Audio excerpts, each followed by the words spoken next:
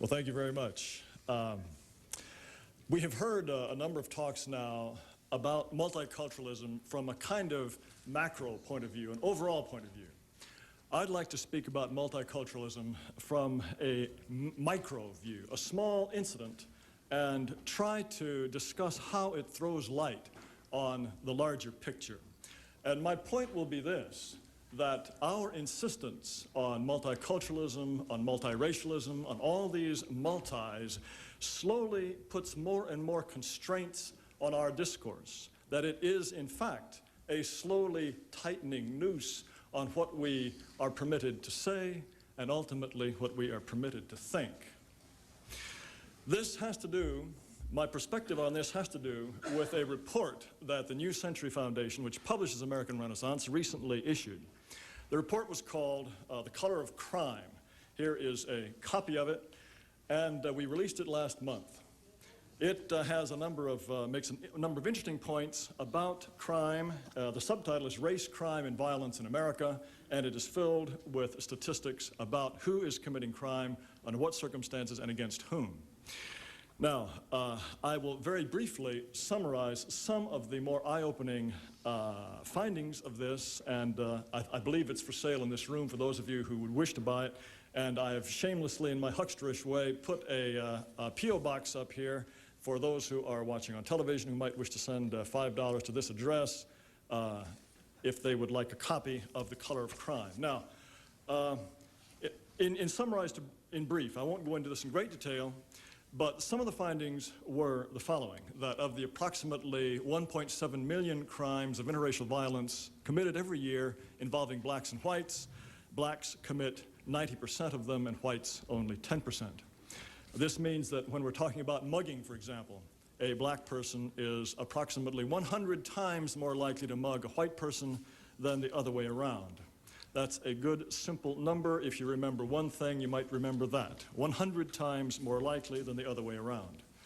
Another aspect of this that is quite interesting is that when it comes to hate crimes, although whites, in fact, commit a larger number of hate crimes, blacks are, in fact, twice as likely to commit hate crimes. And then only one more finding from this report, and then I will move into this question of how this report can throw some light on multiculturalism, and that is, in terms of violent crime, blacks are as much more dangerous than whites, as men are more dangerous than women.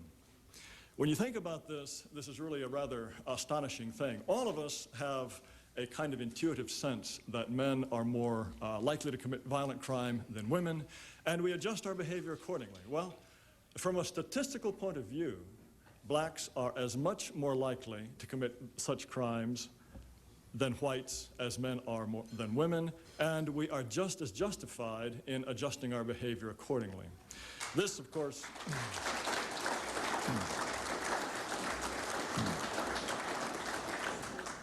this finding, of course, is relevant in the current controversy of racial profiling, in which the police direct their law enforcement efforts in part on the basis of the race of a potential offender. And it is a great disappointment to me that when police departments are confronted with this question of profiling, instead of saying, well, yes, of course we engage in racial profiling, and here's why. Instead, they say, oh, no, we don't do that. We never do that. Well, they would be fools not to do it. I believe every police department does do it, and I think they should do it. Now, of course, profiling, whether it's racial or whether it's on the basis of sex, because men are more dangerous than women, on the basis of age, because young men commit more crimes than old people, on the basis of whether or not the guy ran away when the cop car pulled up, that's a kind of profiling too. This sort of profiling is a police tool that can be used properly or improperly. But to say the police must ignore race is as unproductive and I believe as hypocritical as to insist that the police must ignore sex. Now, what does this report have to do with multiculturalism or multiracialism? Well, last month when we released the report, we tried to get as much attention for this as possible. And we had a press conference to which all of the media were invited, and in our announcements of the press conference, we solicited a great deal of interest and excitement. Even before the report was released, we had inquiries from Time Magazine, the Associated Press, the Washington Post, Night Reader News Service, NBC Nightly News, National Public Radio. These people wanted to see this report so bad that they couldn't even wait for it to come out. They wanted to see faxed, embargoed copies, even before we had had our press release. So, despite the fact that in addition to all of these places, we distributed it to every major news operation in the country, we cannot pretend that these groups were not aware of this report. They were aware of the report. What did they do with it? They ignored it. Not a word about it. Now, I suspect that if the findings had been the reverse, that if the findings were that whites are 100 times more likely to mug blacks than the other way around, that might have been considered newsworthy. Now, if we ask the question, why was it that the media, after showing an initial considerable interest in this report, then chose to write nothing about it, I don't really want to speculate about motive. I don't think that that's often a productive thing to do. It's always a huge temptation, but I will try not to speculate about motive. However, we do have a different case that happened to turn up at almost exactly the same time, in which I think a certain amount of light is thrown on the motives that may have been in operation here. In 1998, just last year, an organization in Duluth, Minnesota, called Violence Free Duluth, decided to conduct a study. They were going to look at every single gun-related violent crime in a period of 1 year and try to analyze these crimes. They were going to look at the relation between the perpetrator and the victim. They're going to look at the race, the age, the sex, etc., the education of the perpetrators, whether this happened at home or out on the street. They were going to study every aspect of the gun violence problem and see if they could find out what was happening in the city of Duluth. Well, in April of this year, just a few months before we released our report, they released theirs. There was a piece of data that they decided not to include, and that was race of perpetrator. After conducting this extensive study, this was the one that they decided not to make public. Now, there were some newspaper reporters who were a little curious about it. Well, gee, what's going on here? Well, Frank Jewell, who was the head of the organization that conducted the report, he said, well, we didn't include it because we thought it might be misinterpreted. Well, let me paraphrase rather cruelly. What is Mr. Jewell saying? Mr. Jewell is saying, you people out there in Duluth, you are stupid. You can't stand the truth. You're not grown up. You can't handle these facts. Mr. Jewell is saying, I'm different. I'm superior. I know how to interpret these facts, but you don't. I can and you can't, so I know this, but we're not going to tell you. Not very nice. Deputy Police Chief of Duluth, Robert Gritdahl, his remarks were almost even more illuminating. He said, if it turns out that, in fact, minorities are the ones who are committing these crimes, quote, it's a comfortable place for white people to park the gun crime problem.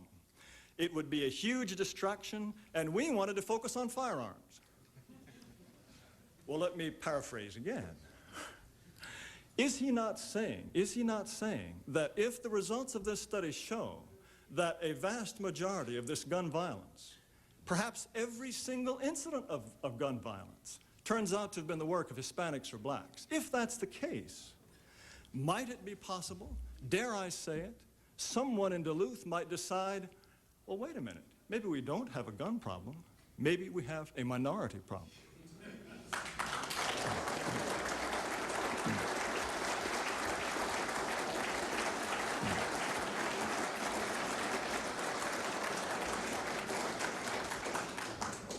This, of course, is the question that multiculturalism makes impossible. We are not allowed to ask that question because in multiculturalism, we cannot have a minority problem. That is forbidden. And so, if we have a study that suggests that might be the case, what do? We simply suppress the data. You might ask yourself, why'd they even bother with the study? The deputy police chief says, we want to focus on guns. So, the whole idea of a scientific study is we test a hypothesis. If our hypothesis does not match up with the data, the scientific approach is to come up with another hypothesis. No, we'll suppress the data instead. Let me draw you a parallel. Imagine that we are at the beginning of the automobile age, and we haven't yet figured out that there should be certain licensing requirements for those that we put behind the wheel. And lo and behold, there's an awful lot of accidents, an awful lot of deaths, an awful lot of injury. And so we put a study together. We have an automobile problem here. Things are really going wrong. And what does our study find? Our study finds that an overwhelming majority of these accidents are caused by drivers who are younger than age 18. Wow. Does that mean that if we forbid any driver younger than age 18 to drive, that'll reduce the fatalities by 95%? Well, maybe it will. Well, wouldn't that be a distraction? Our point is automobile violence, automobile danger. So we'll suppress those facts because we have decided that the problem is automobiles. That is exactly what Duluth has decided to do. Now, I said that I was not inclined to speculate about the motives of Time Magazine, AP, the Washington Post, etc. Let me indulge in a certain amount of speculation. Just like Mr. Jewell in Duluth and the deputy police chief, weren't they in effect saying Americans are not mature enough for these facts? Weren't they saying that we know better? Weren't they saying that something might go wrong? These people, unlike us, these rubes out there, you tell them the truth, no telling what'll happen next. So we simply will not report this news. There's another interesting incident that I can describe. I believe it was the July 7th New York Times. They had a front page story on this vexing problem of the persistent gap in test scores between blacks and whites. A long story filled with one attempted explanation after another that the authors of the story themselves conceded were unsatisfactory. This gap persists. Why is it that whites from poor families do better than blacks from rich families? Why? In paragraph 3 or 4, the writer concludes, no one knows. No one knows.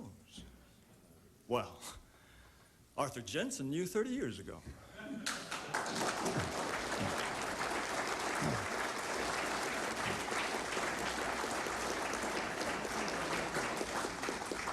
And today, Charles Murray certainly knows. Linda Gottfredson of the University of Delaware knows. Michael Levin of City College knows. Sandra Scarr, Emeritus of the University of Virginia, knows. Phil Rushton of the University of Western Ontario knows. I know. Everyone in this room knows. Everyone in this room knows, and I suspect that even the editors of the New York Times know. But there it is, in black and white, on the front page of our most prestigious newspaper. Nobody knows. Breathtaking, isn't it? Well, this is the kind of conclusion that I believe the dogma of multiculturalism and of egalitarianism forces upon us. We must go to these extremes. We must suppress data. We must pretend not to know, because these are the implications. The implications of this knowledge violate today's dogma, and that we cannot stand. Well, let me ask you, how many times have we told over and over and over again, our form of government requires an informed populace? When the sovereign people exercise their sovereignty, aren't they supposed to do it on the basis of knowledge? Isn't knowledge better than ignorance? But in effect, isn't Mr. Jewell saying the sovereign people will be kept ignorant? Because an ignorant populace is more likely to think as we would wish them to think. Ladies and gentlemen, I think this represents a crisis, a serious crisis, when the people who govern what we are told and what we are taught to think are in effect saying, we know better. We can handle this information because we are superior, but those people out there, they cannot. We will hide this information. Now, I'm happy to announce to you, we have an ally. in our cause, an important ally, an ally I'm proud to introduce to you, former Prime Minister Margaret Thatcher. This is what she wrote recently. The U.S. is moving toward a system in which the government presides over a number of different social groups, some of which have their own language and type of education. This approach undermines social unity and allows construction of a multicultural society, which is the very opposite of America's previous practice. She goes on to say, the government aims to supervise these different groups and keep the peace by redistributing income from one to another. Thus, the utopia of multiculturalism involves a bureaucratic class presiding over a nation divided into a variety of ethnic nationalities. That, of course, looks awfully like the Soviet Union. Such a system cannot work, and its failure is likely to inflict great damage on the people, their traditions, and their liberties. Thank you, Lady Thatcher. Thank you.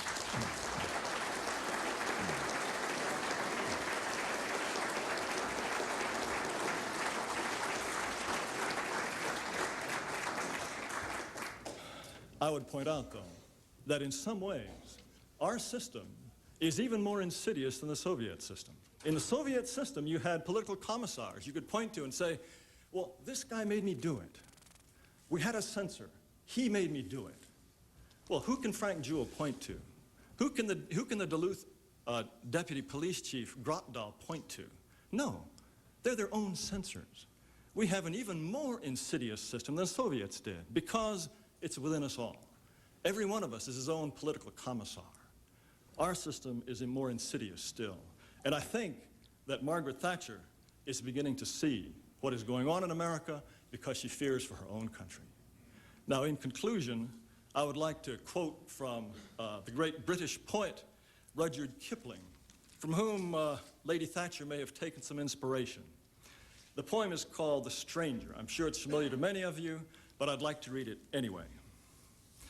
The stranger within my gate, he may be true or kind, but he does not talk my talk. I cannot tell his mind. I see the face and the eyes and mouth, but not the soul behind. The stranger within my gates, he may be evil or good, but I cannot tell what powers control, what reasons sway his mood, nor when the gods of his far-off land shall repossess his blood. The men of my own stock, bitter bad they may be, but at least they hear the things I hear and see the things I see. This was my father's belief, and this is also mine. Let the corn be all of one sheaf, and the grapes be all one vine, ere our children's teeth are set on edge by bitter bread and wine. Thank you very much.